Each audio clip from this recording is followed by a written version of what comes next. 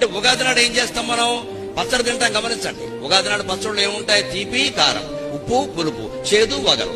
6 రుచులు ఉన్నాయంటే అర్థం ఏంటంటే ఆలోచించండి. ఉగాది నాడు ఈ పచ్చడి తినాలి, ఉగాది నాడు ఈ పచ్చడి ఏమైనా సెంటిమెంటా? లేదా తినకపోతే దేవతలు ఏమైనా చెప్పిస్తారా? పైగా ఉగాది పచ్చడి మీరు గమనించండి, దాని పచ్చడిని ఎందుకంటారో నాకు తెలియదు. అన్నంలో కలుపుకోరండి ఎవడో. అన్నంలో కలుపుకోకుండా పచ్చడి ఏంటండి? అదే మాట. గోంగూర పచ్చడి కలుపుకోవా? చింతకాయ పచ్చడి కలుపుకోవా? వంకాయ పచ్చడి కలుపుకోవా? మరి ఉగాది పచ్చడి ఎవడో కలుపుకోడే. కలుపుకుంటే విచిత్రంగా చూస్తారు, అది కలుపుకుంటున్నాయి. మరి కలుపుకోనప్పుడు పచ్చడి అలా. అదే ఆలోచించాలి. పరిశోధన అంటే అదే. అక్కడ సంస్కృతి బయటపడుతుంది. కలుపుకుంటామా అంటే పచ్చడి కాదు.